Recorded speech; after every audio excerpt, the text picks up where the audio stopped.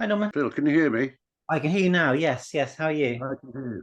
I'm just going to put the light on my side as it should be. Is that right? Is that That's fine.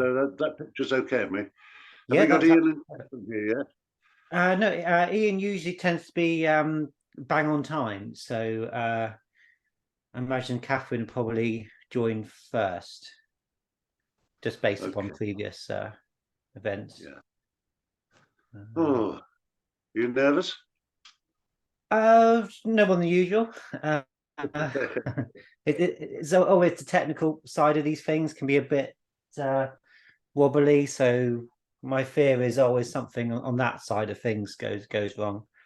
Yeah. Um, I'm very conscious of doing something which is out of my control, and it's not like being on stage and having a one-to-one question or anything like that. It's oh yeah, it's it's anything new is always a bit frightening, isn't it? yeah. You're already there. Hello, Kathryn. Hello, hello, Kathryn. Hi, how are you? I'm all right, love. I'm all right. It's Norman here. Yes, good to see you. Good to see you. You? Are you in London? No, I live in Tewkesbury in Gloucestershire. I'm in England. Uh, What time is it? It's about 11 o'clock in the morning, your end, isn't it? oh, it's actually we had an early lunch. It's just a little before 2 o'clock. Oh, it's 7 o'clock here. Uh, hi, Ian. Hi, Hi, Ian. guys. Hi, Hi, Kathryn. Ian. How are you, mate? Oh, this is amazing. Good to see you. Nice to see you. You look good, girl. And you're in Los Angeles. My God, we were in three different time zones. Where are you? I actually today I'm up in the Hudson Valley in New Okay. York, and and it's snowing. It's just beautiful. Oh, lovely. Oh, Oh, nice for you. Oh, no, we've got it's just a beautiful day. Good. Well, it's a nice I one. thought, sorry, Go go on. on. Hello. Hi, Norman. Hello, Ian. How are you? All right, mate. How are you?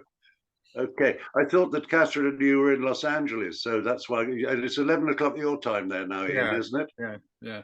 That's yes. I always have to say, can we make it so that before I must be out of bed when we start these Zoom meetings. So, Ian, you're doing these frequently. This is a series of Well, that bloody man in the middle, that chap there, Philip. He's a terrible bully, and he makes me do these things. Yeah. oh, I'm glad you are. Well, I greatly appreciate it, Ian. It's always lovely to do events with you. Thank you. It's my first one, and I'm nervous. Oh, there's nothing to be nervous about because it's lovely actually, and the worst part of it is watching the show, which I did yesterday. Yes, Why I is watched it it. the worst? Yeah. I hate watching myself all those years ago. It's All that lost youth. no. Yeah. I never watched myself at the time, and I find it a bit of a shock now. It is, isn't it? I know. It is, you say, why did I do it like that? I could have done it so much better than that, for heaven's sake. Why am I doing that? Also, some of You the were attitudes. wonderful. Come on, you were wonderful. But Kathryn, come on, you must admit some of the attitudes have become a little awkward. I mean, oddly enough, this episode, well, we must reserve this for when we have an audience. We'll talk about it in a minute. We haven't got anybody yet, have we, Philip? Nobody's joined up yet. People are starting to log on. How long have you been living up in Gloucestershire? I've been here 8 years. I got married on my birthday, my 70th birthday, 8 years ago, and Oh, we live in this beautiful town called Tewkesbury, and it's wonderful. Yeah, I love it. oh, Very wonderful. happy. Great, great. But I stopped acting about 30 years ago. I had a tremendous car smash in France, and I was Um, nearly killed. So I looked upon it positively, but I couldn't remember things afterwards. I couldn't learn new things, and that is was the end that of my. is that the case now? Has it got better over those Um, years? well, I can remember what I did as a kid, but I can't learn new things. I find it very difficult. Oh, Um, I struggle with people's names around here. Um, it was a bit of a bummer, but things. curious. I became like you, Kathryn. I started to write, and I've only written one book. I know you've written lots. Um, But I Bloody wrote good my it first. is too, Kathryn. It's a lovely book. It's really good. Oh, thank you, Ian. Thank you, mate. Oh, my wife's just If popping you'll in. tell me what it is, is it on Amazon? Yes, it is. It's called The Dream Time of the Artful Dodger. And it's a Okay. follow-up, and it's not for kids. It's a proper, not Disneyfied. It's a proper hard book. But the dream time is what Aboriginals call life. So it's called The Dream Time of the Artful Dodger. All right, I'll get a book later today. But that's wonderful. If you're able to write, then things, you have made quite a bit I since know. the, Well, it was only because I was happy, and I was happy with my wife and everything. But the wonderful thing is we're talking to a production company now about turning it into a 6-part series. Oh, good. Oh, congratulations. Oh, good. Fingers crossed on that. It's fabulous. that's Thanks, great. Ian. It's good to mate. You look so good. Last time I saw you was what, 3 years ago. We were at one of those signings. That's right. We were one of those signings, I think. I can't remember where.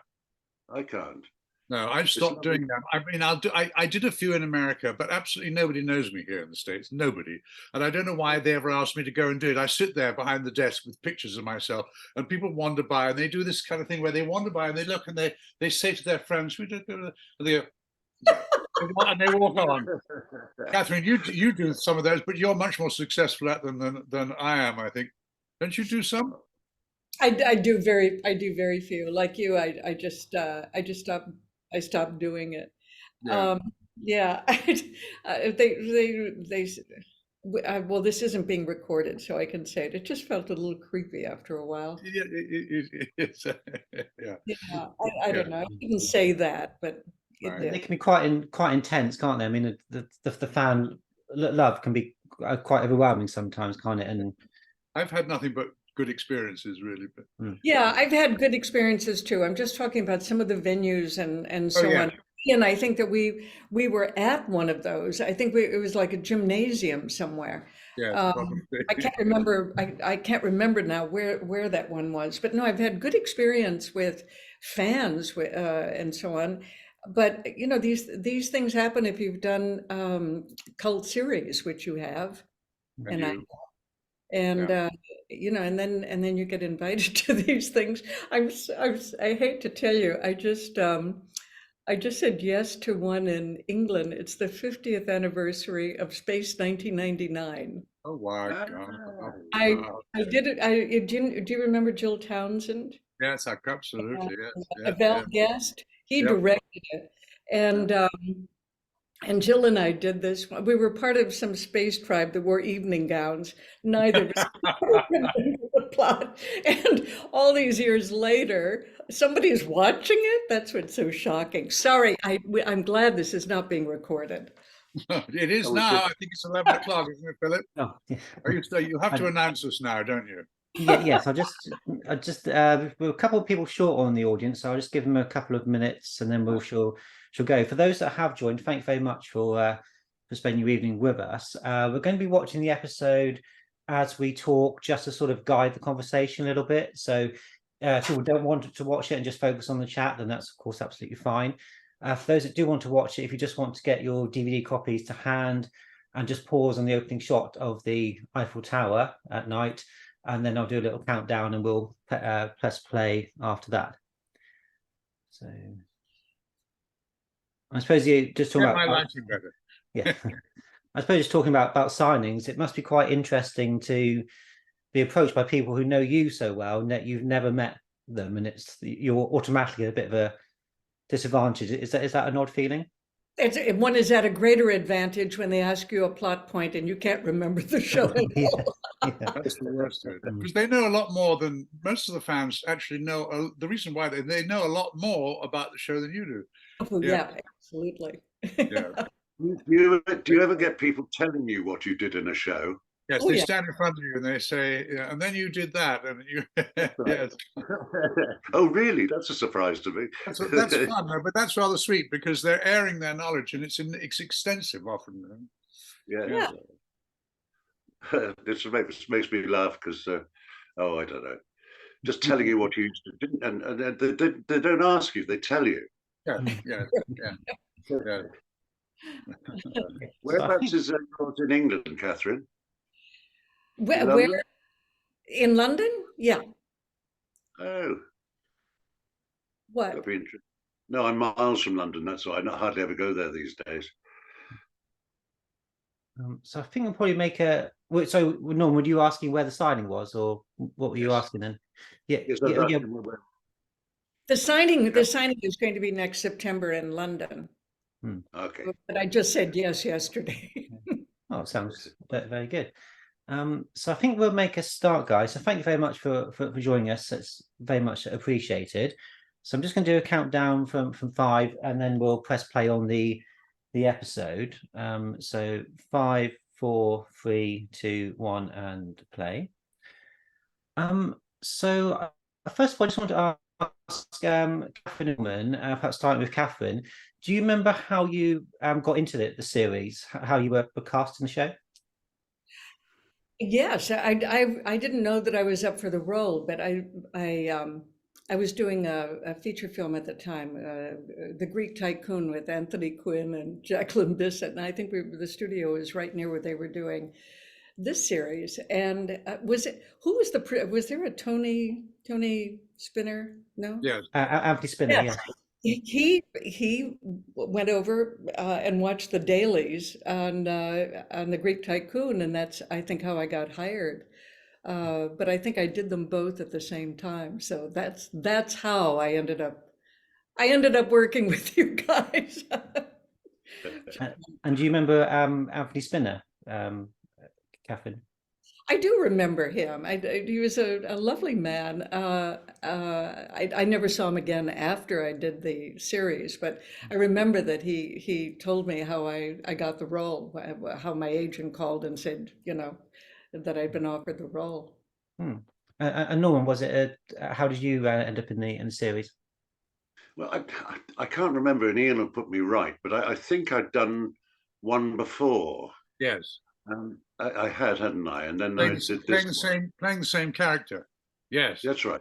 In fact, Norman, you were the closest person who ever came to becoming a regular or a semi-regular. Nobody else, I think, did 2 episodes playing the same character. Oh, well, that was nice. But I don't remember how I got it. It was Peter Sasdy directed this one. I remember that. I worked with him on something else. And I can't remember what it was, but I've always enjoyed working with you, Ian. Anyway. Oh, bless your heart. It was fun, wasn't it? Yeah, it was good. Yeah, yeah.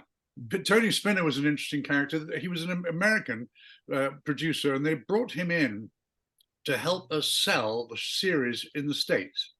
And Right. he brought in, and he came in with an awful lot of directives, none of which I really liked very much. One of which was we have to cut way back on the violence, and there can be no more guns. In some of the early episodes, there was the occasional gun brandished. When Tony Spinner came in, all that stopped. And it was partly because there was at the time in America in 1978, 79, there was a bit of a cutback on television violence, as far as I remember. But it did take an awful lot of the oomph out of some of our shows, really. Yeah, he didn't last very long, Tony. I remember him coming up to me and he said, "I've just seen your contract." I said, "Oh, yes." He said, "I cannot believe how little you're being paid." This is very odd for a producer to say to an actor. Very strange. But he said, I forgot that he was American. He's American, you see, and he couldn't believe that I was actually working as a leading man on a TV series for this ridiculously small amount of money. Wow. Did you ask for a raise? Well, if he'd been in a position to give me one, Kathryn, I probably would have done, but I don't think he was. It was wonderfully indiscreet of him to say that in the first place. Yeah. God, yes. And of course, this is early on in the second episode broadcast. So I imagine it's fairly sort of early on in the production run. Of course, there is quite a few uses of guns, but I'm guessing perhaps by that time Anthony Spinner wasn't able to remove things at that point. So it was in the order of shooting. We didn't show the series in the order that they were filmed. And I have a lovely story about the great stage star Elaine Stritch, the great Broadway star who was in London at the time. And I met her at a party, and she was one. She said to me, "I got to tell you, kid, I started watching your show." She said, "It's almost unwatchable. It's a terrible show. I cannot tell you how awful it is, and you ain't very good either." But she's "I got to tell you something. I've been staying with the show. I got hooked on it." And she said, "You've been getting better and better and better every week." And I said, "Well, that's very nice of you, Miss Stritch, but the fact is they weren't shown in the order they were filmed. So your judgment is merely you're just getting used to the awfulness. That's all that means. She said, I know. She said, "No, you're getting better." I said, "I can't be getting better. I'm just getting better in your eyes, but I can't be getting any better." I worked with her too, Ian. That is exactly the way she was. She's so You know, straight. Absolutely. Yeah. I think it's a very interesting teaser, very, very intense teaser into the episode, with the actress having this premonition of her husband dying. Of course, we realise later on that it's a trap for Simon Templar. Watching the episode again, what did you guys think of the teaser? Do you think it's a nice hook to the episode? That's why it's called The Nightmare Man, isn't it? Yeah. I think it's good. I think it's a clever twist. I mean, we're led to believe that this Italian ambassador is the target, and only the last few minutes we discover it's Simon Templar is the target. I think that's quite a fun idea, really. Yeah. You know, that was the lovely Maura Redmond who played that role, the lady in the bed. And she was married to Herbert Wise, who directed me in things like I, Claudius and various other things. He was one of the great English television directors at the time. Wonderful guy. Fantastic guy. I did I, Claudius as well. We worked together, but we didn't work together. I know you did. And I did a wonderful series for him called Vienna 1900. And that was with Dorothy Tewton, and it was just wonderful. He was an amazing man. I loved him to bits. Yeah. What made him a great director from your point of view? From mine. Yeah, he also he liked having a repertory of actors. But if he used you and he liked you, he would always try and give you more to do. And he liked being surrounded by actors he knew and he trusted, which was always nice. And he very rarely said anything to you about it. He just kind of left you to your own devices. His camera work was extraordinary. If you watch I, Claudius now, there's things he does with those big old pedestal cameras, which are really very innovative and brilliant. It's just a nice man. He didn't behave like a director. He didn't sort of, you will do this, you will do that, which we've all come across before, the bully directors. He actually asked your opinion. He made you feel important. He was an extraordinary man. I absolutely loved him. I worked with him 3 times, and as Ian said, he had his repertoire, and I was part of it, and I loved it. Right. Enough of somebody nobody's heard of in this show. all our lovely audience have not heard of her anyway. And Kathryn, do you remember working with Maura Redmond? I do. She was lovely. I didn't know her before, and I didn't see her after doing the episode, but she was lovely. We had some nice chats when we were working. And there's also quite a bit of location shooting in central London. I was wondering, Kathryn, being normally state bound, whether you'd done much shooting in London location previously. I did, but this was the most fun. We were in the heart of London. We were in Westminster, and to be doing those wonderful scenes where we were driving around. Remember in that convertible? It was a convertible, yes. And we're right in front of a Big Ben, and so all of that for an American actor was great fun. And did you like the Saint car, Kathryn? Because of course it's quite iconic. You know, I did Murrow. Jack Goldsmith directed that with Dan Travanti, and we worked in that same area, and it was just it's just a treat.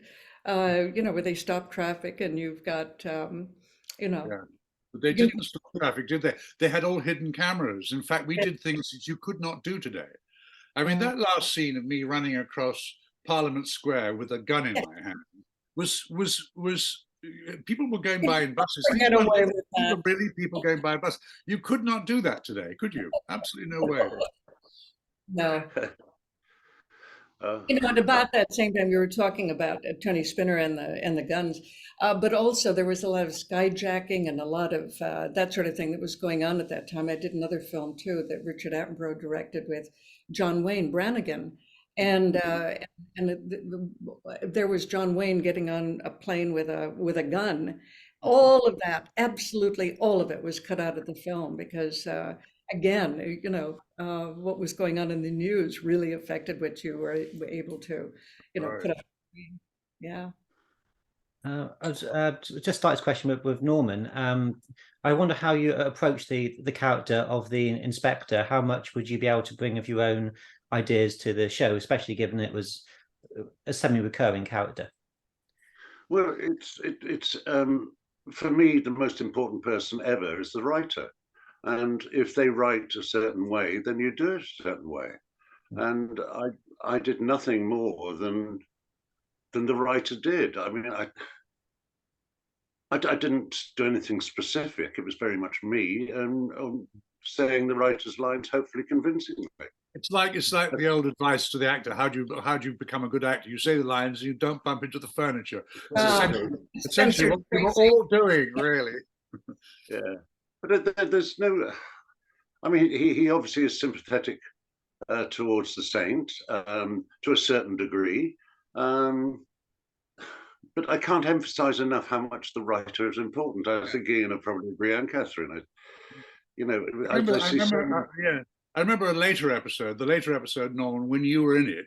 I think it was directed by Roy Ward Baker. And Roy Ward Baker said to me at one point, and to you as well, he said, "Why are you, Ian, this is a weird scene. This is a scene where you ought to be very angry at this man. Why are you being quite nice to him?" And I said to him, "Well, Roy, because we're friends." And he said, "What do you mean?" I said, "Well, Norman was in an episode earlier playing this same character." And Roy Ward Baker said, "Well, it would have been nice if somebody had told me that." Yeah.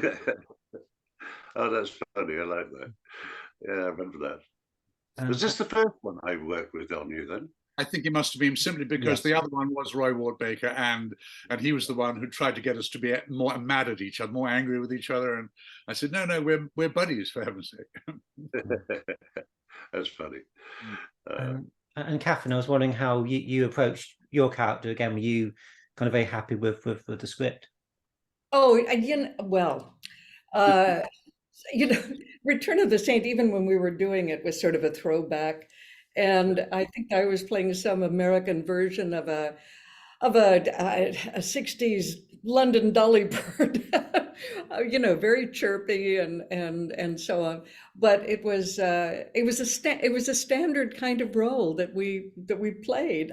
How many guest star women did you have come in, Ian, who played? There was at least one in every episode, and sometimes two. What I liked about ours, Kathryn, which was, I think, unique, is that it starts out with them obviously having an affair.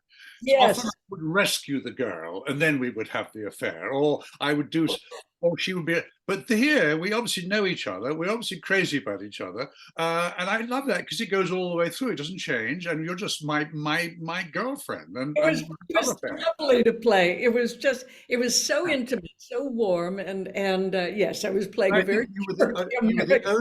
You were the only saint leading lady in that circumstances. No other time was it obvious that they were in the middle of an affair, and and I liked that very much. It meant that our relationship has already been established.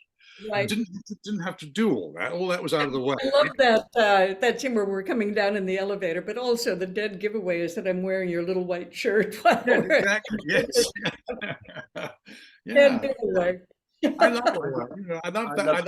the domestic scenes and things. I thought that was charming. I love working with you. I just thought you had such a terrific personality, and well, of course, but such a wonderful huge amount of life to every scene you were in. A huge amount of bubble and life and fun and everything. It was great. I love the last scene though, because and you get out the way that I'm going to be okay. But I love it that she's not taking each other seriously. It's a joke, and it's a bit of cushion smacking. I loved it. I thought because anybody else, another director might have been tempted to put you into the last close clinch and then fade out. But I loved the way it was done. That. It was Ian. It was very playful. It was a really fun scene. That scene on the couch and with the telephone. All of that was just really, really fun to play. But you're right about the scripts. The scripts were general purpose scripts. They weren't written by Shakespeare, for heaven's sake. No, and there were certain tropes. The character that I played fell into that, but it was charming and fun, and I love doing it. Good. I was wondering how you guys found the director. But Peter, was he a good director from your point of view? Shall I do this? Yes, yes and no. Yes and no. I had worked with Peter before on pedestal camera productions, in studios on something else. Can't remember what it was. And he was just a wonderful director. Oh, I know what it was. It was called The Spoils of Poynton, and it was an adaptation of a Henry James novel with Gemma Jones, and he was magic in that. But when you gave him a camera and extras and locations, I think he went a bit crazy, frankly. And he did quite a few episodes for us, but I didn't terribly like working with him. He had every single shot worked out the night before, and nothing would change. Even if the lighting cameraman would say, "This doesn't work, Peter," he would ignore that. He would say, "No, it's done, it's set," and he wouldn't change anything. He was very, very set in his ways. He didn't direct the actors particularly, but there was no input from him. You couldn't really give him anything or give him a new idea or anything, because everything had been done the night before, and his homework was impeccable, but often I thought wrong. But yes, I didn't enjoy working with Peter. After the first time I worked with him, I loved it, and then afterwards, when he started doing Sense, I went, it's very hard at this, and I didn't like it very much. Interesting. Anyway. Ian, I worked with him a couple of times and got to know him really well. Yes, he is somebody that came to the set with everything prepared. And I worked with other directors like that too, that have everything mapped out. And I've worked with theater directors like that. They've got everything mapped out, and that's what you do. I didn't have a problem working with him at all. I really enjoyed him, but I think you probably worked with him even more. You said he did several. It was a strange experience of working with him in a studio on a classical series, and I thought, this is one of the best directors in English television. And then later on in Faint, he did about 4 or 5 of them, and I progressively began to not enjoy the shows. And I talked to him. Interesting. He had a wonderful lighting man called Frankie Watts. And I talked to Frankie once. I said, "Frankie, am I mad?" And he went, "No." He said, "It's a nightmare. It's an absolute nightmare. We can't do anything. There is absolutely no leeway whatsoever." And he did a very odd thing in Italy, which I think got him fired eventually, is we had a chase scene in a car, and it was down a long road, and the road had a fork in the road. And the idea was that the leading car would drive down the road, and at the very last minute, he would take that fork, and I would miss the fork and carry on. Fine, but Peter shot it the other way, going up the road, which meant that the driver coming up the road had to do an almost U-turn to get into that fork, which meant he slowed down to about 5 miles an hour. But the Saint continued on. It didn't make any sense at all. And I went to Bob Baker, the producer, that evening. Oh, Bob Baker, I remember him. But I said to him, "This is what happened today." And I argued with Peter, and he went, "No, it's all said, we're going to do it like this. It'll work fine." And I told Bob about this, and Bob went, "Why didn't you stop him?" I went, "Oh, Bob, do I have that kind of power? I can tell a director on this show what to do." You're the lead, Ian. I think that you can. No, he went a bit white. He went, no, of course you can't. I said, "Bob." But anyway, it was really odd, and it was one of those bizarre things where what he did was so obviously wrong and completely nonsensical. So, he eventually... I just had nothing but good experiences with him, but I understand it's, And Norman, how did you find the director?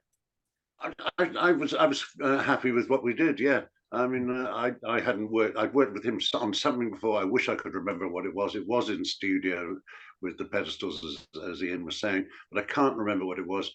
And I didn't have that much to do anyway. But no, I seem to remember I got on okay with him. Mm-hmm. I mean, his shows always came in on time and under budget. That was something that Bob Baker liked about him. Oh, I remember Bob Baker as well.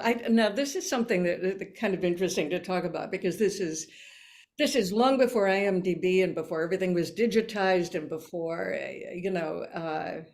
self-taping, all of the things that we know today. But back then, if you were an American actor doing, a lot of good work in London, nobody knew about that in the States. And Ian, I'm sure you alluded to that earlier. It's the same thing. Nobody knew who you were in LA, even though you'd done all that work. But I think now that I think back, it really was Tony Spinner who knew the producers on A Greek Tycoon. That's how he happened to watch the dailies and everything. So I was cast without auditioning, but when I came on the set, Bob Baker came down, big smile and big, warm welcome. And then he said, "So this is your first big role." I said, because I didn't want to, didn't want to be, I didn't want to embarrass him or anything. And I just said, yeah, I guess so. I was really taken aback, but it's true. Back then, we can find out anything about anybody now. But also, of course, Dark Shadows everywhere. Dark Shadows didn't run in England, as far as I know. No. That all that wonderful iconic stuff that Americans were brought up on, I would say, is never existed in England. Yeah. But it was a funny experience because I'd already worked in the West End by then and so on. But it was like, and when I said that, it just kind of went over his head. I just let it go. But it was really an odd experience. But I'll bet you've had that again and again in LA, just with all the work that you did in England. Right. Yes. Sometimes, yes, I guess, yes. Yeah, who is that guy? I hear the director. What's that guy's name again? Yeah. But they do forget about any theatre work you've done. I've heard directors talking to me saying, "What have you been doing lately?" And I sort of just done so and so, did the West End. "Oh, I don't go to theatre, I find it boring." And they totally dismiss it. And now I look at people on television and things, and I don't count them as being actors unless they work on stage as well. And I do think, I don't know, I really don't. I live in a different world. I know I do. I'm getting old, but I think we all had to, somebody asked me the other day, what do you do? How do you become an actor? And I said, learn your craft. And I think the theatre is half your craft. Learning how to deal with audiences. You know that, Ian. You know that, Kathryn. Yeah.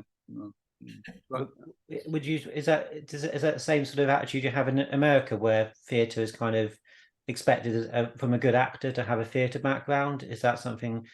Not so much in Los Angeles. No, not so much in Los Angeles, because that started as a film town. It will always be a film town. But no, I started out in New York, and when I did start out, almost everybody that was cast in Dark Shadows had theater experience, even the really young ones. In fact, the person aside from Joan Bennett who had the most experience was the 10-year-old who'd already, had quite a career as a child actor at 10. So and doing stage work. So. Yeah, it counts in New York. I think it always will. And I think sometimes actors who have a theatre background sometimes struggle to adapt to TV and film because, of course, it's a different kind of projection and performance. Do you sometimes encounter that with theatre actors? Yes, I think so. I mean, sometimes theatre actors are a little bit big. I mean, I was for years rather too big on screen. I did too much. And only relatively recently did I learn that you're not supposed to do anything at all on screen. And vice versa. Sometimes film actors can't project in the theatre. They got to you have to reach the back row in the theatre stalls. And when I was a young actor, and I'm sure Kathryn and Norman will agree with this, there were no microphones. You didn't wear a microphone ever. No.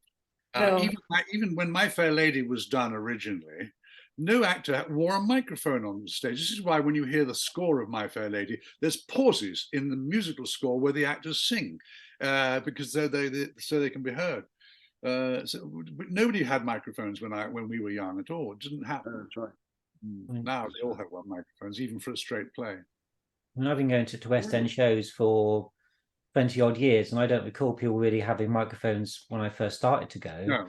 And now every performance, regardless of what it is, everyone's mic'd up. Yeah. The other thing, it wasn't just having done a bit of theater before I started doing television, but I worked in live television. And Dark Shadows, I think most people know that was it was done live.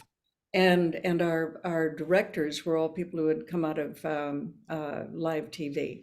And that really was a different world. There were just totally different expectations.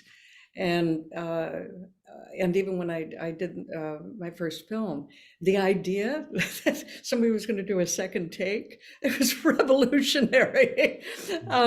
it was Joan Bennett who took me aside and explained, the rudiments of working on, doing a feature film. But no, you had one chance at it, and it was live. So it was a completely different background than, I think anything anybody experiences now. Even when they do Saturday Night Live, that's not live the way we know live.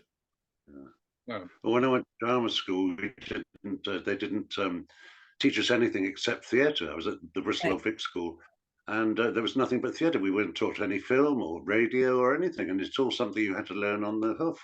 Yeah. No, I graduated from the American Academy in New York. It was the same thing. There were no classes in camera technique at all. Isn't it, really? Yeah. Good. Okay, Philip, go on. Well, just before we leave theatre, I was just wondering, just very quickly, your favourite theatre role or show in your career that you did. Kathryn. Oh no, go ahead. Oh God, I did a little play in Los Angeles, which, as you say, is not a theater town, but it was a really wonderful little role in a new play that I did because I was a member of Theatre West, and that was really fun. But I also enjoyed doing Harvey with Jimmy Stewart. I mean, who wouldn't? I mean, I got to put my arms around him every night and say, "You're wonderful, Mr. Dowd." But that was a great experience. Kathryn, you don't look old enough. What? You don't look old enough. I think I'm the senior member here. I'm the senior member, dude. I promise you. Was Jimmy Stewart as lovely as we hope he is? He was, yes, he was, and he got us started with the Provincetown Players with Henry Fonda and Margaret Sullivan, and with Josh Logan directing there, and he was a wonderful theater director. And when we were working, it was directed by Anthony Quayle, and I talked to him one day about Jimmy Stewart would have been wonderful in The Iceman Cometh. He would have been wonderful in any of the O'Neill plays. And I'm sorry that he didn't do more theater. Henry Fonda went back to the stage quite often, but Jimmy Stewart didn't, and that was really kind of a shame. I'm glad that I got the opportunity to work with him, though. That was really that was magical, and we became good friends. Wonderful. Kathryn, I just looked you up, and oh my God, you are the senior member. I thought I was the senior member. You're only a little bit. You're only a little bit. Oh, I'm the senior member, my friend. You are only a little bit the senior member, but you are the senior member. Okay. Yes, I just had a birthday 2 weeks ago, so I'm well aware. Right. And Norman, I was wondering if you had a favourite theatre role. Yes, I did. It was actually changed so many things for me. I went to Chichester one year and did Vivat Regina, Robert Bolt play, and I played Robert Dudley, the Earl of Leicester, and Eileen Atkins played Queen Elizabeth, and it transferred to London. And I had the most extraordinary thing happen to me on the first night. I went back to this new little flat I had in Kensington High Street, and I was painting the walls, and the phone rang, and they asked me to go and see a guy. And I went to this hotel, and his opening line was, "I caught your opening last night, Norman. How would you like to do a film opposite Mia Farrow?" And that was. I mean, it just changed my whole life and different things, and that's what I did. And but Robert Bolt's writing, again, back to writing, he wrote the most wonderful play, and it was the most wonderful part, Robert Dudley, the Earl of Leicester, and I thoroughly enjoyed it. And Ian, a theatre role? Gary Essendine in Present Laughter by Noel Coward, and Henry Higgins in My Fair Lady, which I've done 3 times here in the State. Yeah. I think there's wonderful male roles, but probably the best. I can't think of anything better than those roles. And as you were talking about Bob Baker, do you remember Bob Baker, Norman? I do, and I'm trying to think what I worked with him on. I can't remember. Saint. I think he produced The Saint, Norman. Yeah, no, I know that. No, I know.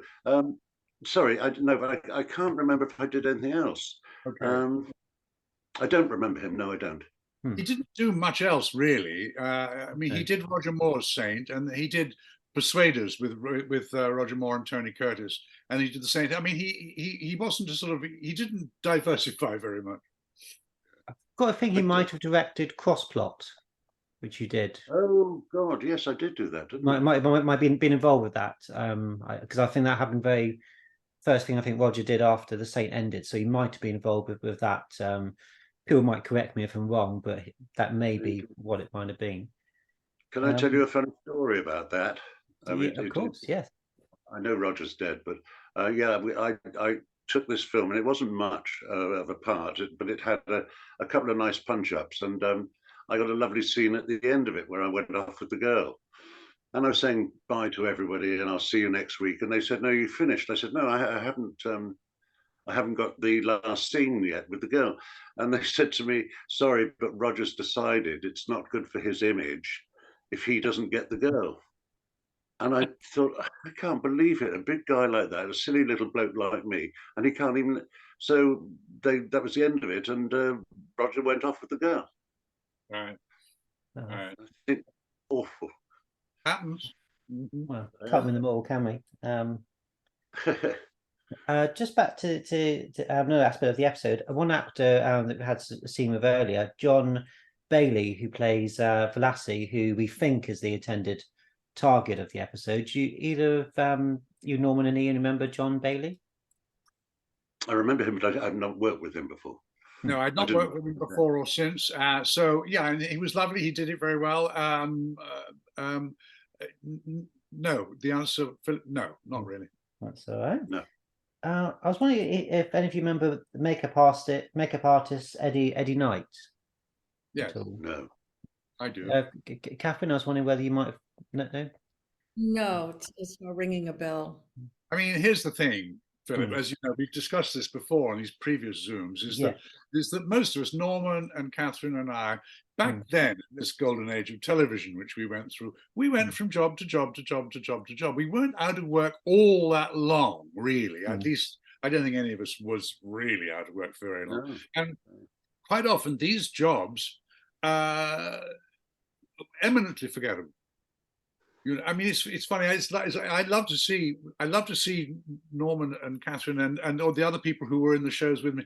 But I remember these shows much better because it was sort of my show. But for them, it was just another job. It was just another job in a series of jobs. So sometimes for them to remember specifics inside a particular job, it's quite hard. And it's hard enough for me to remember some of the little bits and pieces that we did. I do remember Eddie. I mean, he was lovely. He was just very good, got on with it. He was just a good egg, really. Yeah.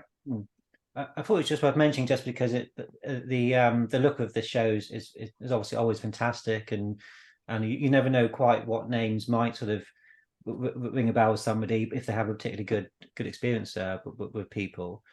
I was wondering, Ian, do you remember Stanley Lebore, who played Dolby, the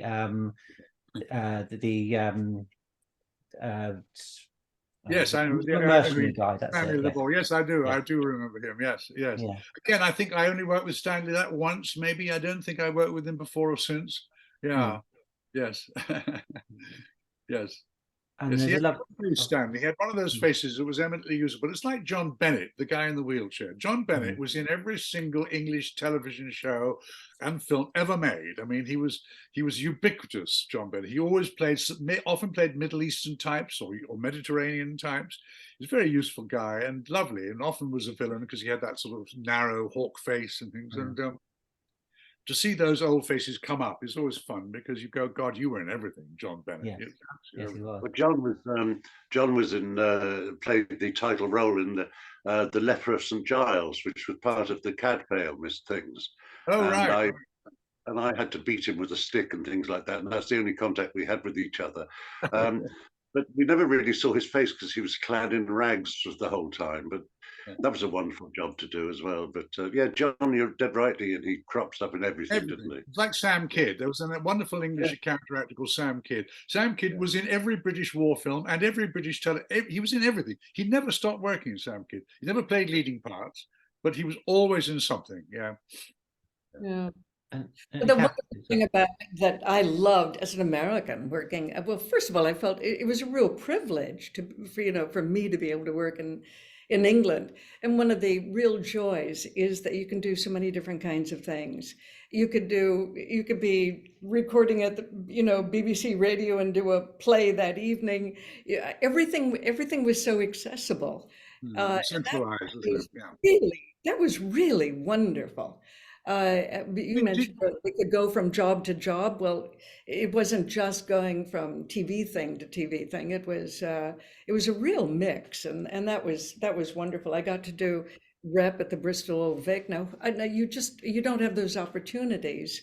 How long were you in England in that period in the late 90s? I was there a full time. I was there for about maybe 10 years. But then after that, even when I was working in LA, I would often go back and work. What about the work permit situation? How did you swing that? Oh, there was there was a brief period there when it wasn't so difficult. And my husband was a Time Life photographer. He was assigned to the London Bureau. So we had working for papers, and then joining Equity wasn't a problem because I had the credits for it. And I'd done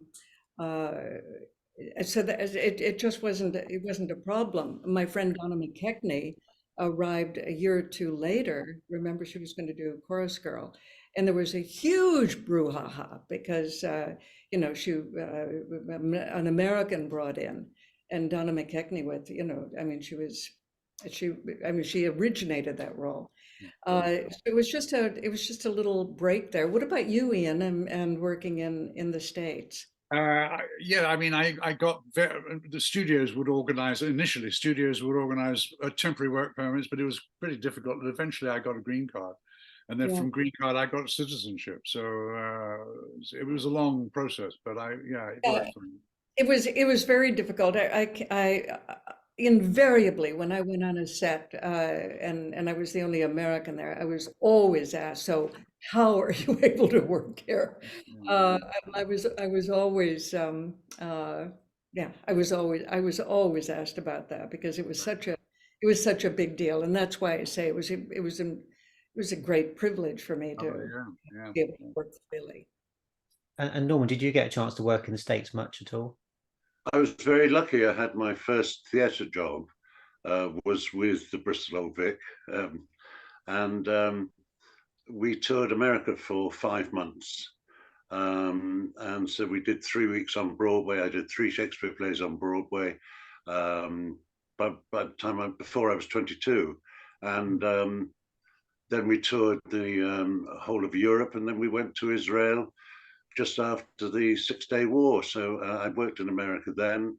I've not really worked since. I did one commercial with a certain lady who's also being interviewed. We did a commercial for French television in Natchez in Mississippi. But no, I've not really worked there besides working with an English company. Right. Yeah. No, I know that I was privileged, and I just can't say it enough. Maybe I stayed too long. I would have had I think a different career. I cannot tell you how I'm so grateful for the people that I worked with and the opportunities that I had. I wouldn't change a thing. I was wondering if you all recall Joss Ackland, of course, a fabulous villain. Almost spent a career, didn't he, playing villainous roles? He's just died, hasn't he? Yes, quite recently. Yes.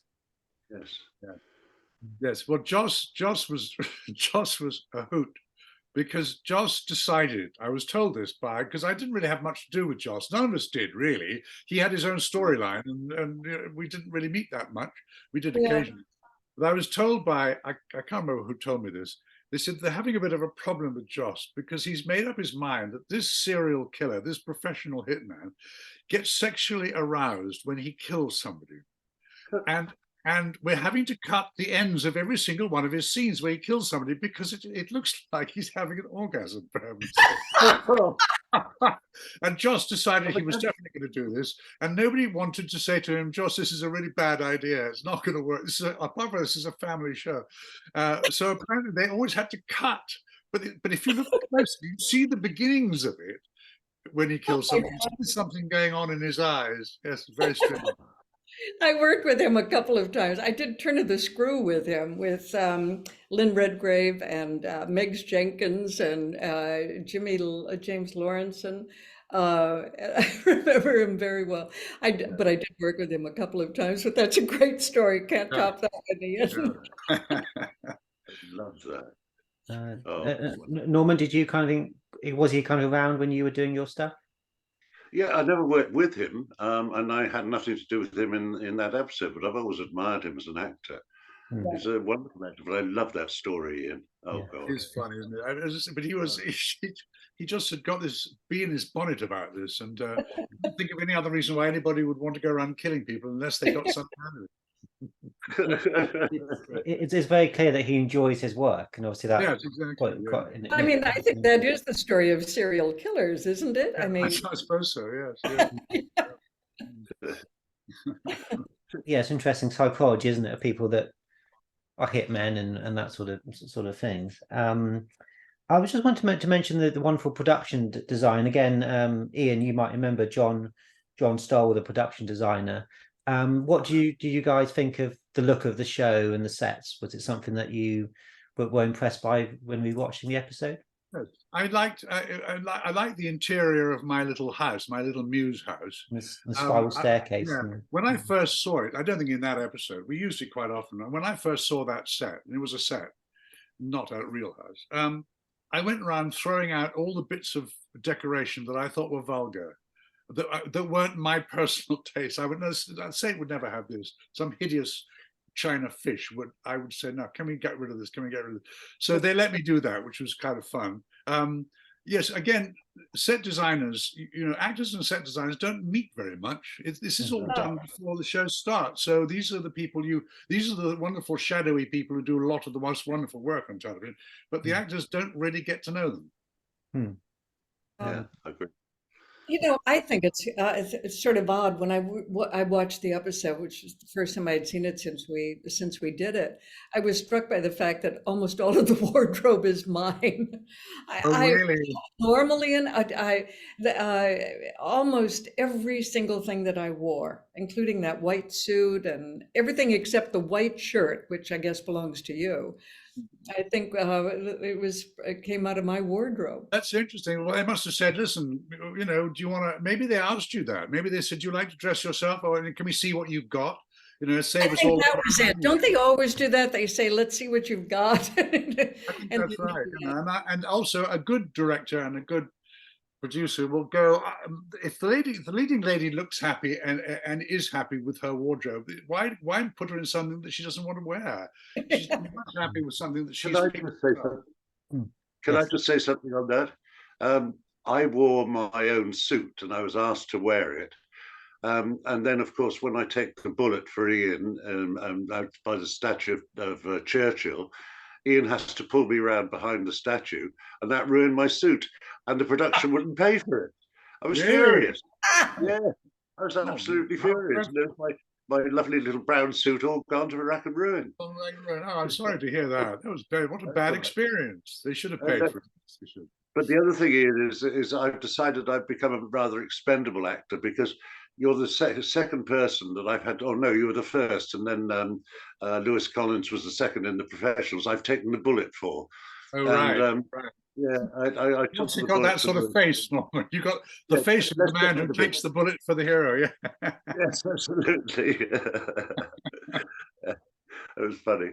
It seems to be quite a common thing, certainly in the UK, where guest stars would be asked to bring their own clothes because there wasn't a budget for it. I assume America had a bit more money.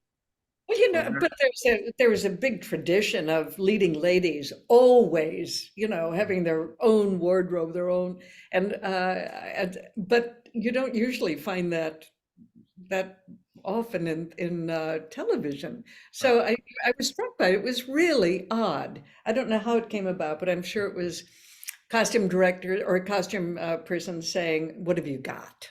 Yeah, yeah, Mm. yeah. It might have been a budgetary thing as well. It might have been, oh, we're a bit stretched this week. I don't know.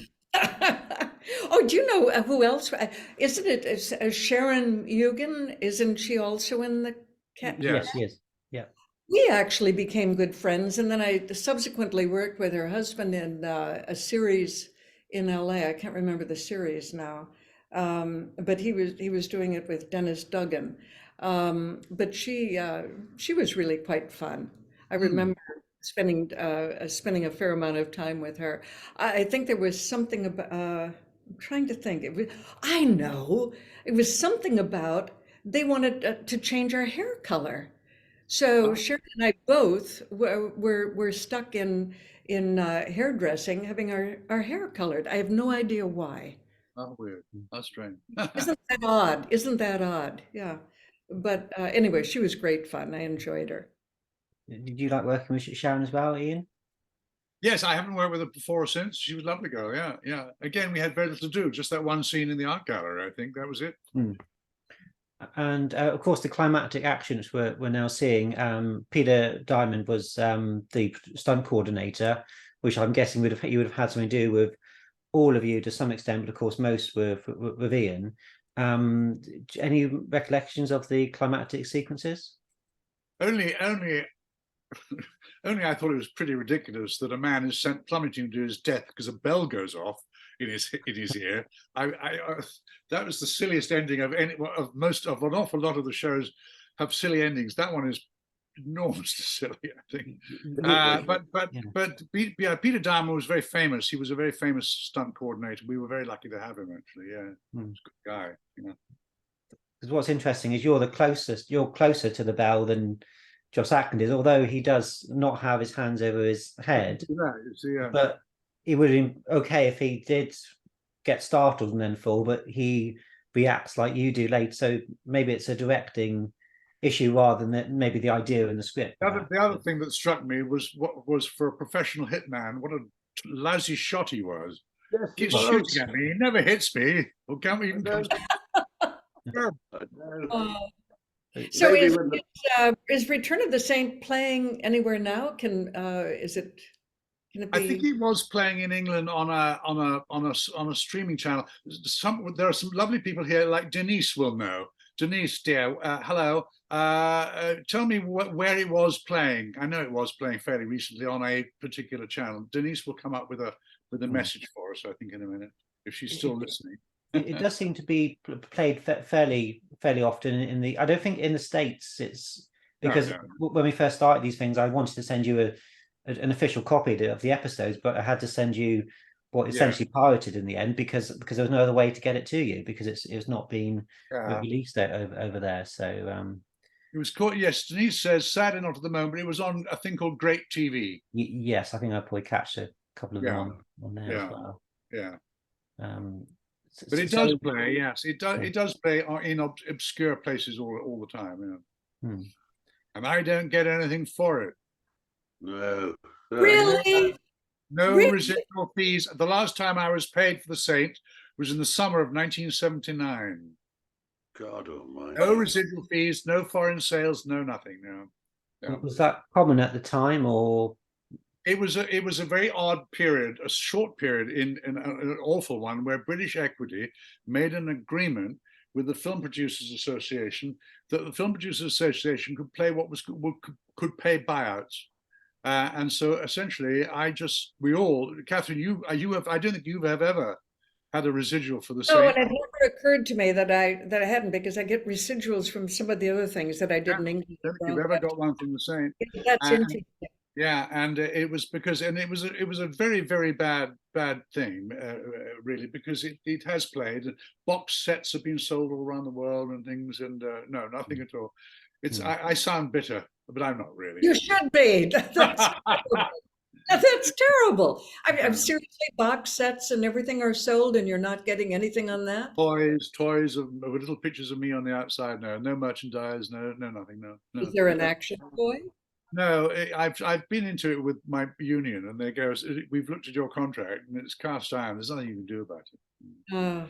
I, I think the Carry On films very famously had the same thing, and I think that a lot of the cast and crew tried to take the producer to court, and the lawyers said the same thing, ironclad, and they were making all these millions and millions, and the actors were kind of living in poverty towards the end of their lives, and it was very sort of very sad. What series is that? Oh, the Carry On film series. Oh, Yeah.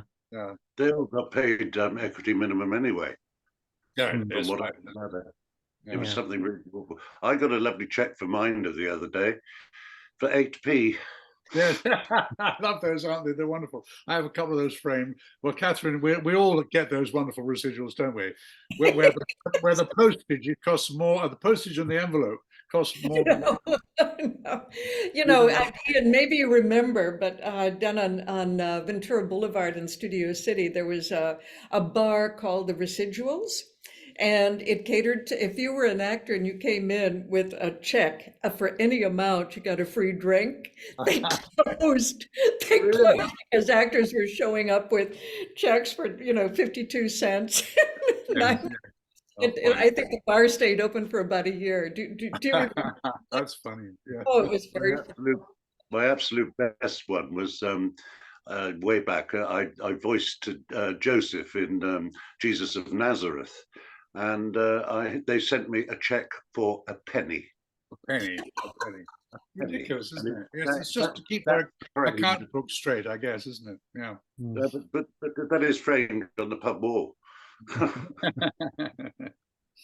So just think about the climax of the episode. Apart from, of course, it's a bit strange, Joss Ackland dying in the way we've mentioned, but I thought it was quite a suspenseful sequence. There's no music, so I think it's a good choice. And you've got the clicking of the clock that almost has a musical element to it.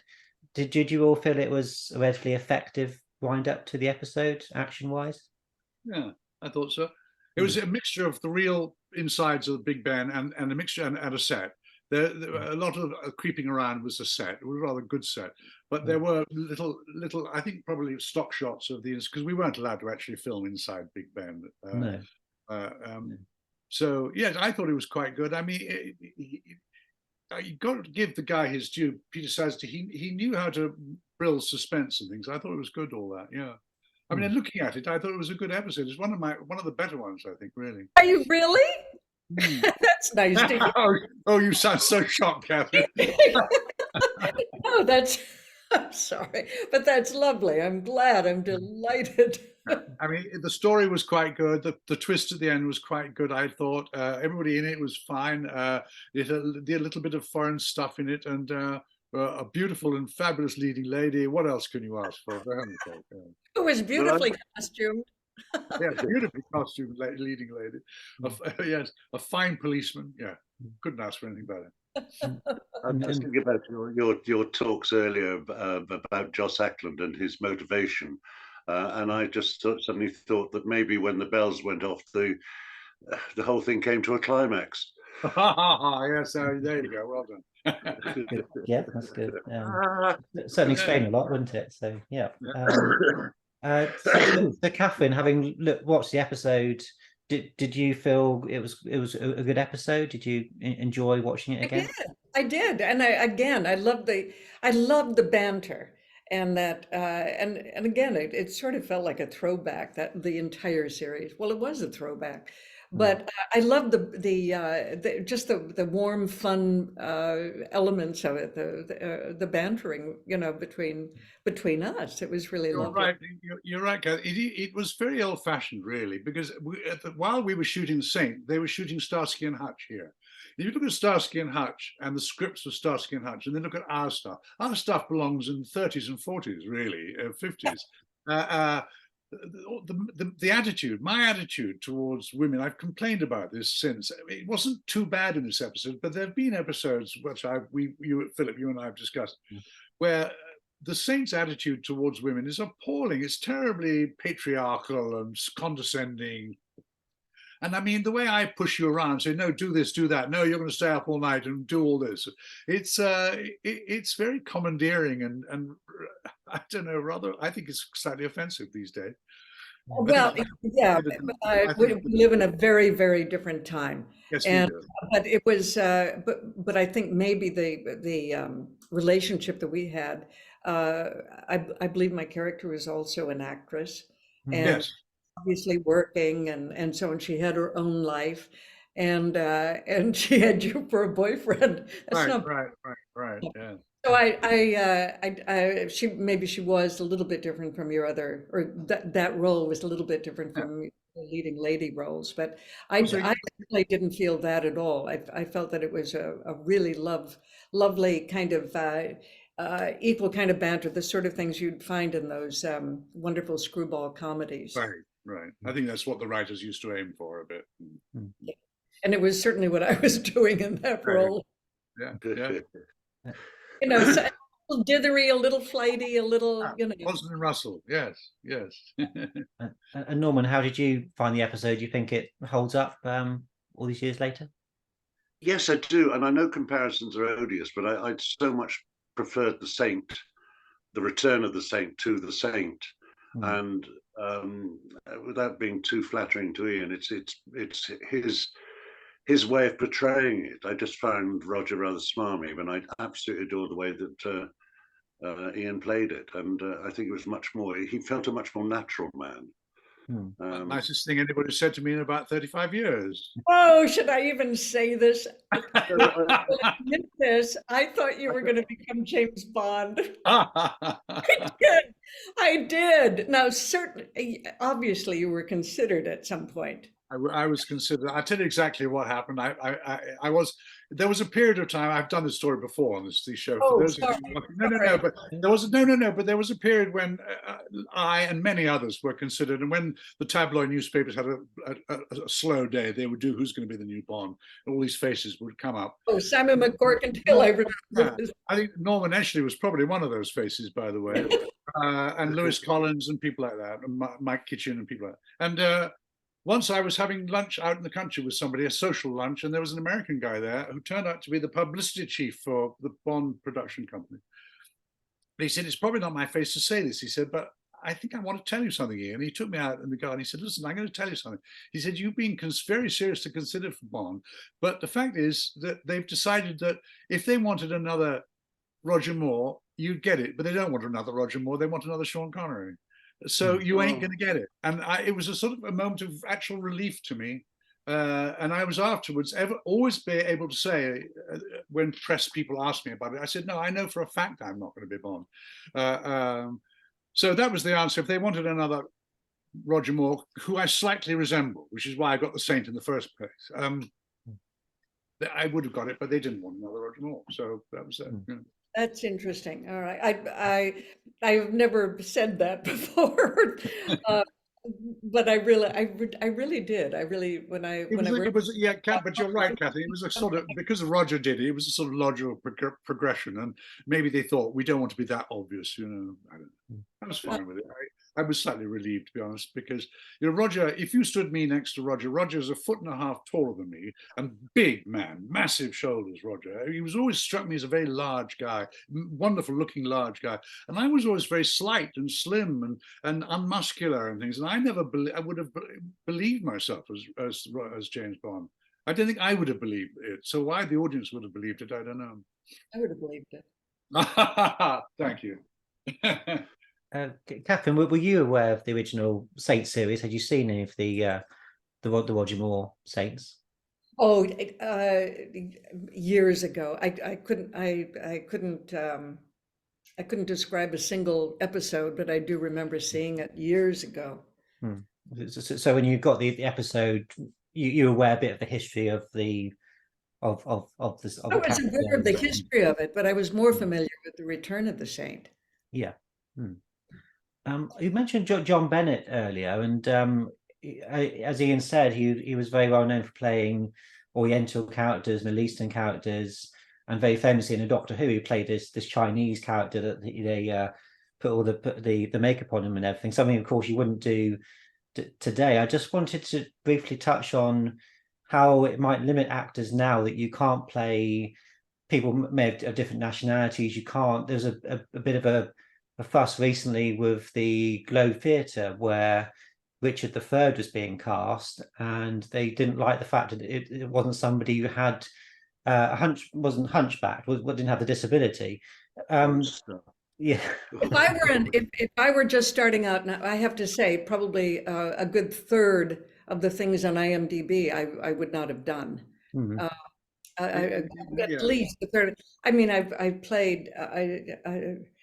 I did that thing with what's his name, Martin Shaw. We did The Exiles, and Alan Cook directed that. We played a Jewish family. I don't know if Martin Shaw is Jewish. I'm not, but Right. it's only one of many. And we played brother and sister. I played Jewish roles several times and other Middle Eastern roles, and something in because I did I think a Hawaiian 5-0. I was Iranian. I don't think I would be able to do any of that now.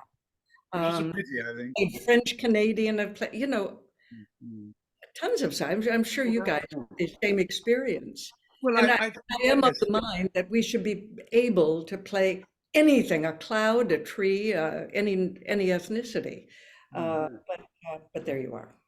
No, I think all actors agree that it's become ludicrous. You could argue that you couldn't portray a homosexual character if you happen to be straight, and vice versa, which would mean that Ian McKellen could never have played Hamlet, or it becomes ridiculous at some point.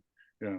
I mean, I do understand. Yes, I mean, I absolutely love the fact that that Glenda Jackson played King Lear without it being Queen Lear. Yeah. A wonderful example there, and so many others that I believe Meryl Streep on Broadway played a Hasidic man. That's wonderful. I think that's fabulous. But I do understand sometimes wearing black makeup can be a little offensive. A white person pretending to be a black man or black woman, I think, might be offensive these days. But a lot of it is to do with why can't you cast the real thing in your? But I think to be not allowed to cast that is crazy. Yeah. I find it offensive. Let me give you a quick example. I played in Thriller once an escaped killer who killed 13 women. I wasn't qualified for that. No, you weren't at all. It's called acting, surely. I mean, that's what we went into it for. Oh, God. It just gets me so angry these days. I identify as the killer of 13 women. I mean, my wife was American, sees English actors playing Americans and gets quite steamed up about it. Why couldn't they find a damn American actor to play that? I don't know, and I quite agree with you. It's ridiculous. Why are they casting this English actor in an American role when there are plenty of American, and vice versa? But at the same time, I don't find it offensive. I just find it maybe occasionally irritating. That's all. Yeah. Well, I'm delighted that Helen Mirren got a chance to play Golda Meir. I thought that was lovely. Of course, I think maybe. Oh, that's right. Helen Mirren, isn't she Ukrainian or something? Well, anyway, but the point is, she got to play that role, and she was wonderful. So there are lots of examples now that where that I could pull up. To reinforce my point, but I really think actors should be able to play absolutely anything without restriction. Yeah. I mean, as you said, Kathryn, Glenda Jackson was brilliant in King Lear, and it was a bit of a tough thing to sit through because it was obviously uncut, but it was really good to see that performance. And Ian McKellen doing Broadway, and Ian McKellen doing Hamlet at the age of 80, and people asked him why was he doing it. It was too old, and he said, well, nobody said I was 3,000 years too young to play Gandalf. But so it's I understand what we're saying. I know, Ian, we've touched on this before. I was just wondering, Norman and Kathryn, what it was like to film at Elstree Studios, whether it was a nice studio to work in. I didn't get the question. What? Oh, I was just wondering what it was like to film at Elstree Studios, whether you... Oh! Good, yeah. Well, first of all, the opportunity to work at any of these renowned places, like MGM Studios, and you feel the walls and you think Judy Garland touched these walls. It's just that's amazing. I worked a couple of times at Pinewood and Twickenham and so on. It's just a lovely experience. I'm very aware of where I am and who has been there before.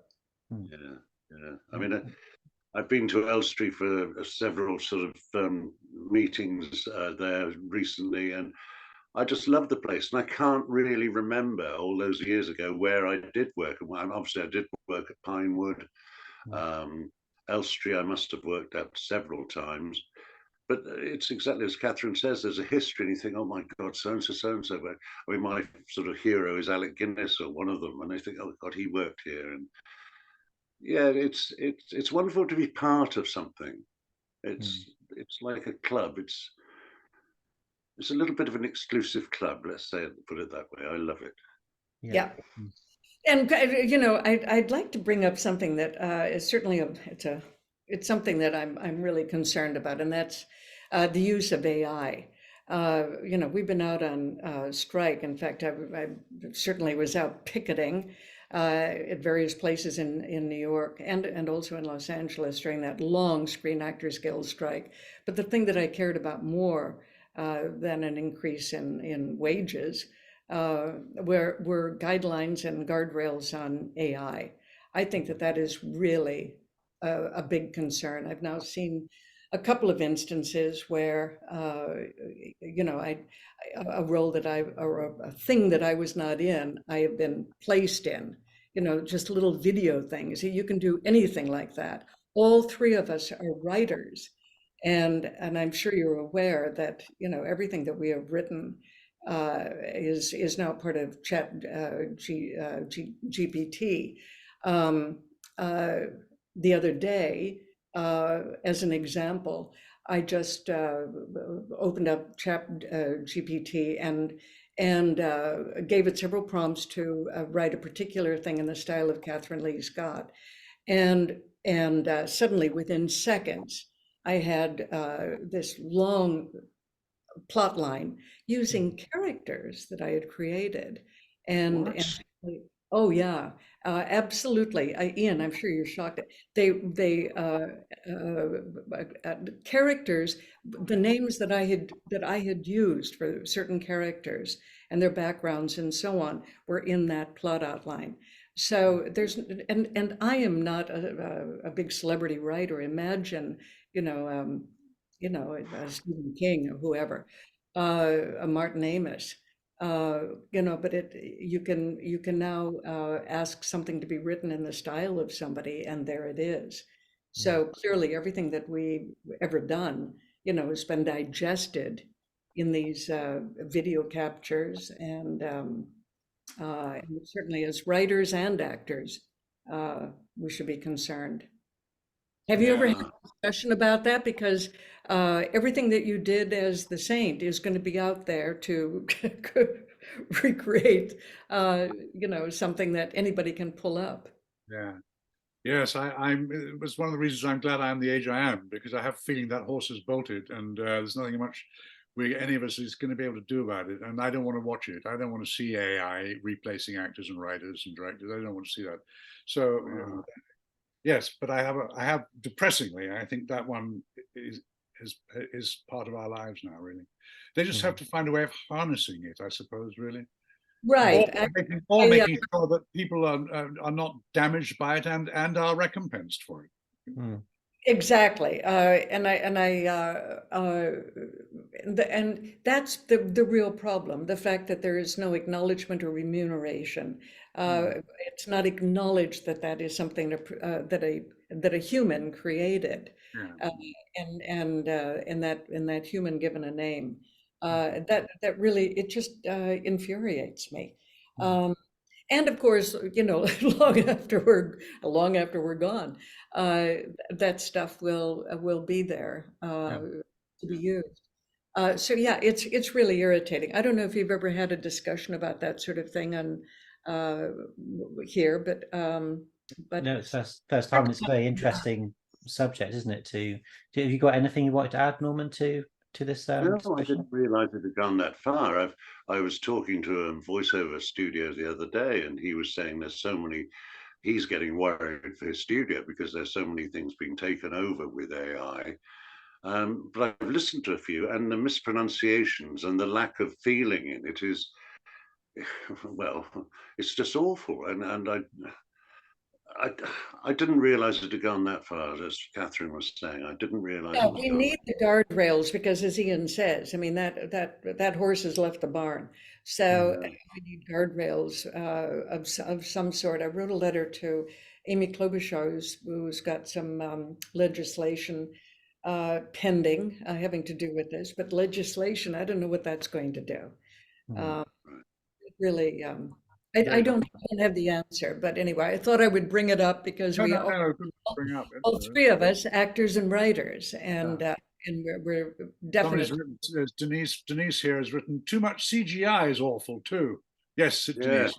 Right. Has anybody had this experience? I did a Marvel something or other. I can't remember what it was now, just a couple of years ago, and I was playing a scene with little green dots on my face, so that in post production my face could crack and disintegrate. Motion, yeah, That's motion an capture. experience. Yeah, yes, very interesting. That, yeah. I think that was Agents of Shield, wasn't it? I think the TV series, I believe. Oh yes, yes, it was. Philip knows everything, Kathryn. Just ask Philip, he knows. I'm good at pretending I know everything, but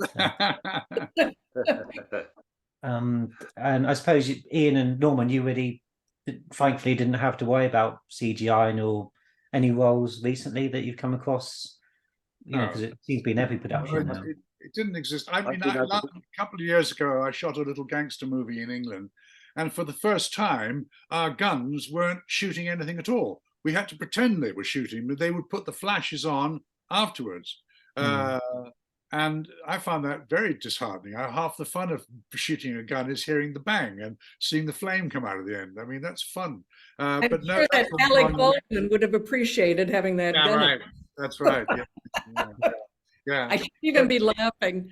But you had to sort of. It was all rather sad. I kept wanting to say bang, but the producer was said, no, you actually can't say bang because we see you saying it, Ian. You can't say bang. All right. Well, I haven't been involved with anything like that at all because I've been out of business now for 30 years after the car smash. So I haven't been in the business at all. So no, I've not. No.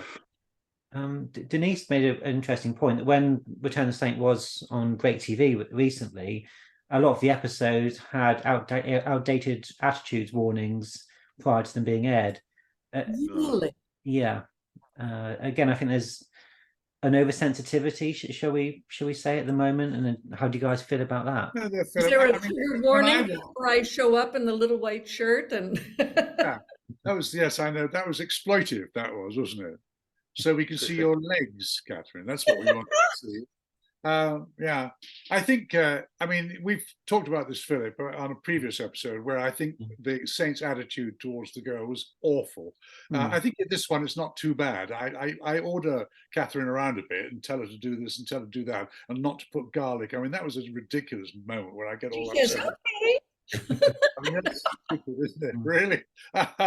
But again, as Kathryn said, it was of its time. But I do understand why they put a warning thing up on some of them, because they have to say that it's some of these attitudes would not be really terribly acceptable these days. Yeah. I had a question I mean, maybe my series was slightly less paternalistic than Rogers. I would imagine Rogers was more condescending towards women and more paternalistic and all that. What I liked about our episode was I didn't have to rescue Kathryn, and not only did I not have to rescue her, but she was really helpful. Usually the girls weren't very our episode, the more I hear you. Yeah, that's right. Exactly. Yeah. But you still get her to go through the actors' books where you have a nap on the sofa. So it's Exactly. Yeah. I have a question come in from Stephen for Norman. He just wondered what you remember of your episode of The Professionals. Oh, The Professionals. Oh, that was fun. I enjoyed that. It was. I don't know. I don't understand. Yes, I may as well say it. Lewis did his very first job in a series I was doing called Warship about the Royal Navy, and there was this young lad, and he was all bouncy and wanting to do things. And then sort of 10 years later, I went in to do this bloke in the Professionals, and all my stuff was with him, and he hardly talked to me.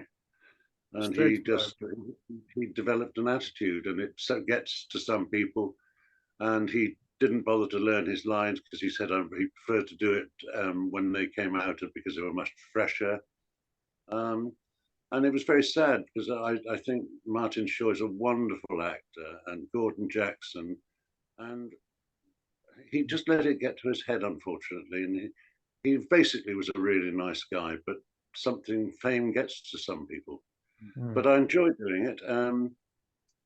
Yeah, that was the other bullet I took. And it was fun doing it. And wonderful stuntmen again. Yes, it was really, really nice. Thank you. I remember seeing Martin Shaw in a play, 2 plays in London, and one of them I went to the stage door to get his autograph, and there was about 5 or 6 other people, so a manageable number of people, and we were also waiting patiently, and then somebody just bolted out the stage door and ran down the street, like they're running a marathon, and we were all like to the stage manager, who was that? Oh, it was Martin. He does that. He just sort of, so I think he seemed to be a bit quirky as a character. He's a wonderful actor. Oh yeah, great actor. Yeah. Just to sort of wrap up now, there's just I wanted to mention to Kathryn, The Great Gatsby, whether you have 1 or 2 memories from that you'd like to briefly share. Oh, that was really fun to work with Jack Clayton, who was a terrific director. That was an amazing cast. But you know what I really remember the most about that, working at Pinewood with all of those incredibly skilled craftspeople, the crew. I remember the woman who did my hair, and the makeup man, and everybody. I mean, they were just incredibly skilled, and they were really old school. That was really my takeaway from working on that. And I think it was Jack Clayton, handpicking these wonderful craftspeople. It was a wonderful experience. I played Karen Black's sister, and and he's just recently passed away. But I remain friends with several people from that cast. It was really fun to work on. It was also one of the first things that I did when I moved to England. And what did you have encounter about Redford much at all? I did. I mean, we were always on the set for several of those scenes. Did I have a chat with him? No. No. we were within hailing distance. And Mia Farrow, I remember her very well. But it was just an amazing company. But I really loved working with Jack Clayton. He was a wonderful director. And but I have to say it was an incredible company of just crew members. Did you prefer working with Ian than as opposed to Robert? Were they sort of well, he obviously had more to do with Ian, but I suppose it's I didn't have any scenes with. I didn't have any romantic scenes with Robert Redford. No, anyway. And Norman, you're well known for the series George and Mildred. I just wondered what it was like to be in a series where you were kind of, more involved and you could build your character. Did you enjoy that series?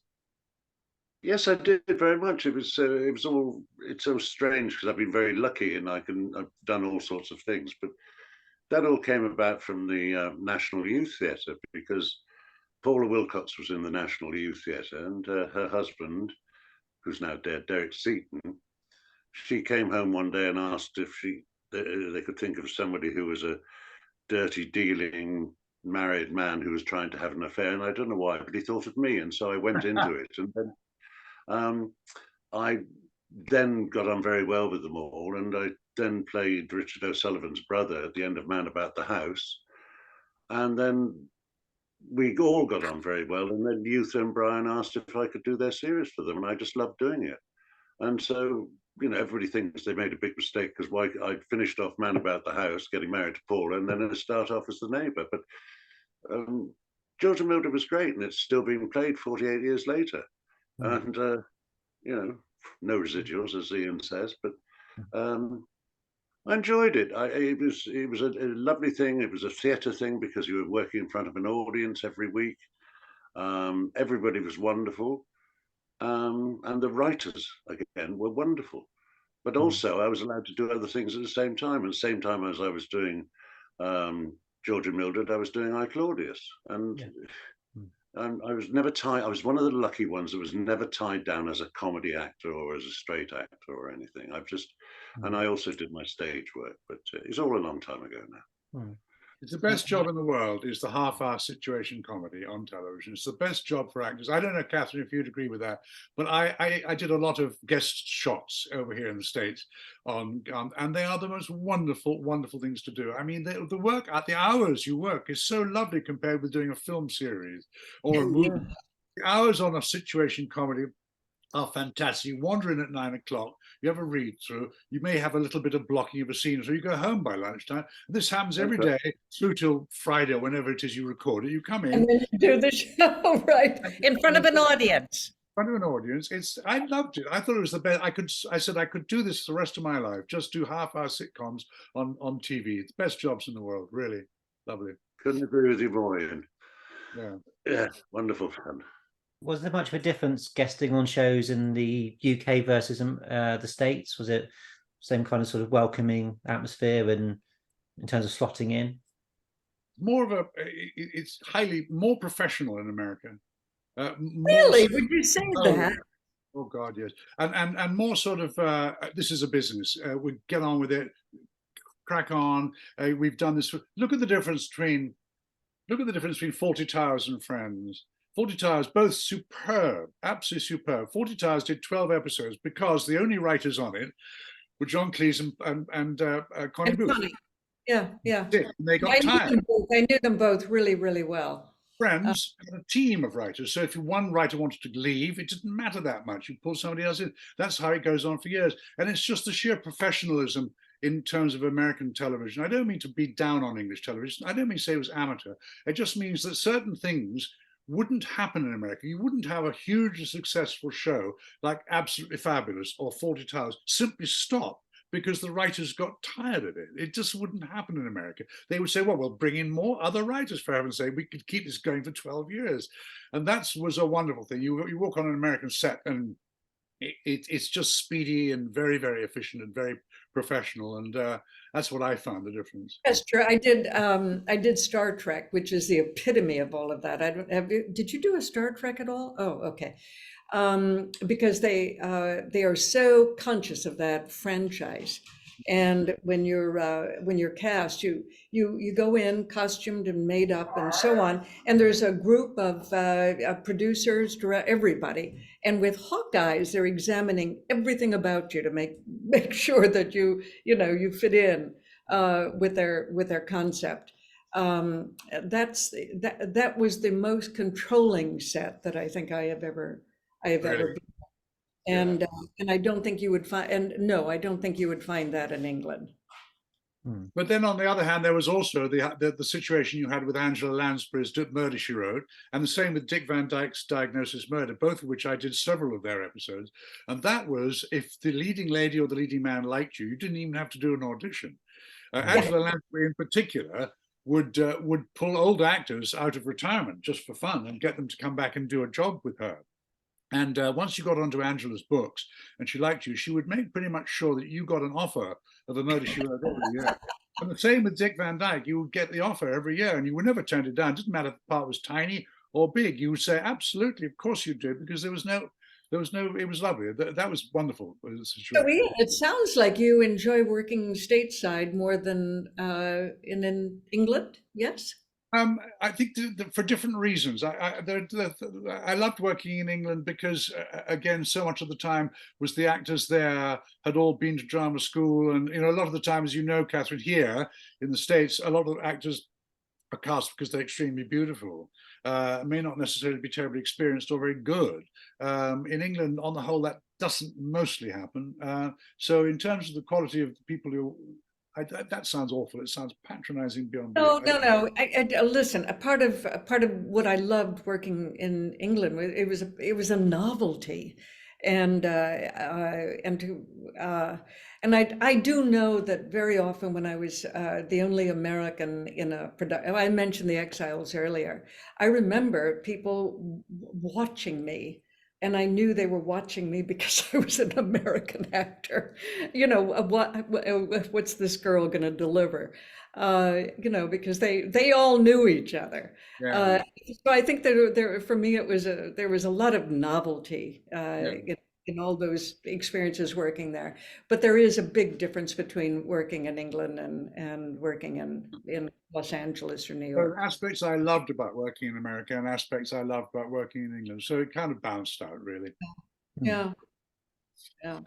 And Norman, I was just wondering, because you of course did 2 episodes. Were you sort of under the impression that you were going to be brought back additional times? And The hint was there, but I wasn't surprised. You know, things happened. I had no contract, but yes, they did talk about being. I can't remember what the old saint was, Lestrange or something, sort of, you know, that sort of character, yes. Um, Yeah. But no, it didn't happen, and it was fine. I was working on other things anyway. We only went to one series anyway, Norman, and no residuals, so you didn't miss out very much. Well, That's true. if you had gone to a second series, Ian and etc., would you have lobbied to have people like Norman back and Yeah, favorite actors like Kathryn? Would you have wanted that kind of callbacks and continuity? lovely. That would have been great. Yes, yeah. I mean, it was ridiculous not going to a second series. It was immensely successful. We sold it in 75 countries around the world, and the only reason we didn't go to a second series was we've told this story before. Was Lou Grade, our boss, our ultimate boss, who ran the network, didn't like the show and didn't like how much it cost. And Bob, Really? Is that it? well, yeah. Also, the famously, Lou Grade at that time wanted to be Louis B. Mayer. He wanted to be a big film producer, so he took all his profits from his successful television shows and ploughed them into a series of incredibly unforgettable and loss-making films. One of which was called Raise the Titanic. All of it, they lost him a fortune, and his company was eventually taken over by a South African entrepreneur called Robert Holmes à Court, and Lou Grade was fired. But he Really? cancelled large numbers of very successful television shows simply because he wanted to take the budgets from those shows and make films. He wanted to be a movie maker. Yeah, it was very sad, really. It was a single man's decision to drop the show. And it was successful. Bob Baker said, but Lou, we're sold all over the world and we can bring the budgets down. We don't have to go to Italy. We don't have to go to France. We can stay in London, for heaven's sake. No, he didn't like it, didn't want it. That's it. Yeah. Didn't know that. That's Yeah. No, I didn't know that either. On Raise Titanic, didn't somebody famously say it would have been cheaper to raise the actual Titanic than make the film? Lou Grade said when he saw the final budget for Raise the Titanic, he said, "Raise the Titanic, it would have been cheaper to lower the ocean." Yes, right. That is Louis B. Mayer. Yeah. I suppose because you didn't have that many channels back in the 70s, no one could have shopped the Saint to somewhere else either, whereas nowadays you probably could have done. Well, just to now wrap up, I was just wondering if you guys had a particular favorite moment in the episode, or something that perhaps you don't like. I like kissing Kathryn Leigh Scott. We should have done a second season with more of it. Yeah, absolutely. I liked when I kissed Ian. And I can't remember doing that. No, my hate of it was ruining my suit. No, actually, I'm so glad that we're doing this. First of all, it's lovely to see you guys again, but it's always, I'm feeling very nostalgic now. I haven't worked in England for a while. I think I did Powers Booth Chandlertown series. That might have been the last thing. Anyway, I'm feeling very nostalgic about it now. I really loved working there, and it was a great part of my life. Oh, did you get much of a rehearsal on the episode? Because of course the chemistry that you and Ian have, all three of you have, is quite wonderful. I thought we had Does that- wonderful chemistry. I don't remember any Yeah. rehearsal at all. I think Just we'd run the stay lines in a couple of times, wouldn't we? We'd run the lines a couple of times, and That was it. And Yeah, it we seems were to me saying- that the blocking and everything was pretty casual. I mean, very Yeah. improvisational. It was lovely. Yeah. Yeah. I would say, I mean, I would sometimes do a little bit of rewrites here and there internally, but I'd always say to my fellow actor, look, I've rewritten my bit, but the cue, the speech is going to be at the same length, and the cue you're getting will be the same. And please feel free to tinker with the lines yourself, because a lot of the time, these scripts I thought were pretty poor. They had every cliche in the book was written into those things, and I would sometimes try and make it a little bit more believable, but I don't think I succeeded particularly. But other than that, I think the rehearsals were quick. Again, on film, you don't hang about. You do it quickly, and these characters were all cipher characters anyway. They were all cardboard. They weren't profoundly complicated. But you know, all of these series back then were like that. I mean, the Rockford Files and so on. They always had a charismatic lead like you, Ian, and then a lot of fun and banter, and it really had to do with the second bananas in the series and the interplay and so on. They were all that way. The plot lines were really a vehicle for the rest of it. And also, I think the Saint was mainly made for 14-year-old boys. No. Huh? It was fun. It was fun. Yeah. I think it has and it's not sort of dumbed down, is it, for children or anything? But like Doctor Who, it was always made kind of for adults, for a general audience. And when you watch this episode, it is quite dark. It's violent. It's there's sensual scenes. So it is something that would appeal to everyone. I think, and I think it holds up remarkably well. Yeah. Good. Yeah. Good. All right, Philip. Yeah, that's going to be my last point. So unless there's anything else you guys want to add, I think that's a good point to wrap up. I just want to say it's absolutely wonderful to see the other two people again, who are lovely people. Well, we're all Facebook friends, I think, aren't we? I know, Kathryn, you and I are Facebook I friends. know we are, and we haven't even talked about our I think writing. so. I have to say, I loved your book. I Oh. loved your book. And Norman, I'm going to get your book as soon as we finish here. Oh, bless your heart. And I'm on Facebook as well. Oh, good. Yeah. Well, there. So, But it's not- Well, thank you so much, guys. It's been wonderful to talk to you this evening, and it's been a real pleasure.